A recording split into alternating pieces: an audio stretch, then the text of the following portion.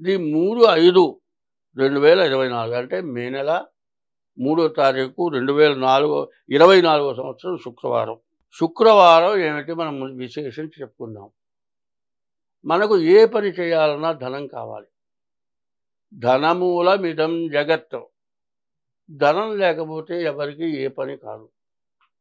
కాబట్టి ఈరోజు ఏమైంది, శుక్రవారం అంటే లక్ష్మీదేవికి ప్రీతైనటువంటి రోజు.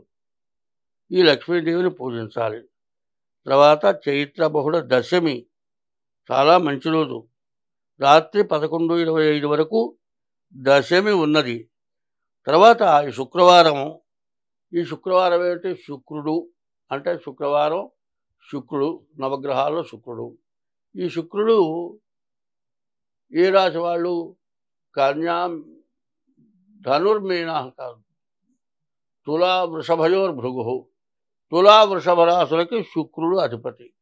కాబట్టి ఈ రోజున లక్ష్మీదేవిని పూజించాలి, శుక్రుణ్ణి పూజించాలి. తర్వాత ఈరోజు నక్షత్రం శతభిష నక్షత్రం. ఈ శతభిష నక్షత్రం కుంభరాశికి సంబంధించిన రాశి. ఈ కుంభరాశికి అధిపతి ఎవరు, శని. ఈ రోజున ఏం చేయాలి, శుక్రుడిని పూజించాలి, లక్ష్మీ అమ్మవారిని పూజించాలి. తర్వాత శతభిష నక్షత్రం వాళ్ళు, కుంభరాశి వాళ్ళు శనిని ప్రత్యేకించి పూజించాలి. ఏ నక్షత్రం వాళ్ళు ఆ రాశిలో ఉన్నటువంటి గ్రహాన్ని పూజిస్తే మీకు ఎటువంటి సమస్యలు రావు. అందులో కుంభరాశికి ఏలినాటి శని జరుగుతోంది. కాబట్టి ఈ రాశి వాళ్ళు శనిని పూజించాలి.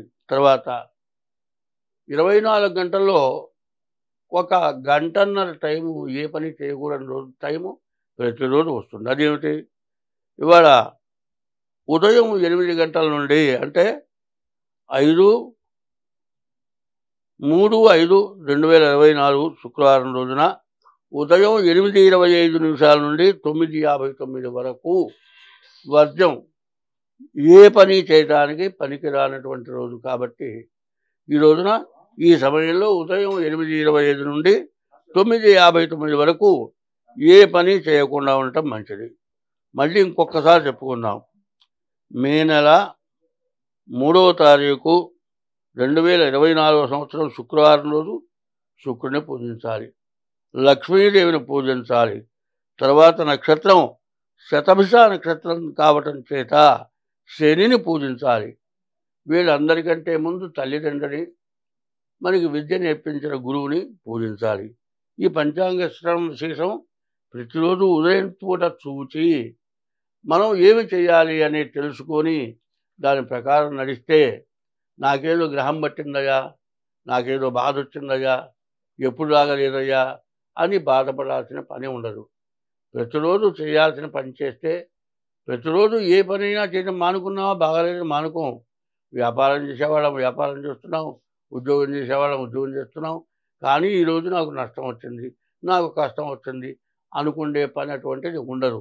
ఈ రోజున మీరు చేయాల్సింది లక్ష్మీదేవిని, శుక్రుడిని, మన తర్వాత శనిని, అందరికంటే ముందు తల్లిదండ్రుల్ని, ఇష్టదైవాన్ని పూజించండి.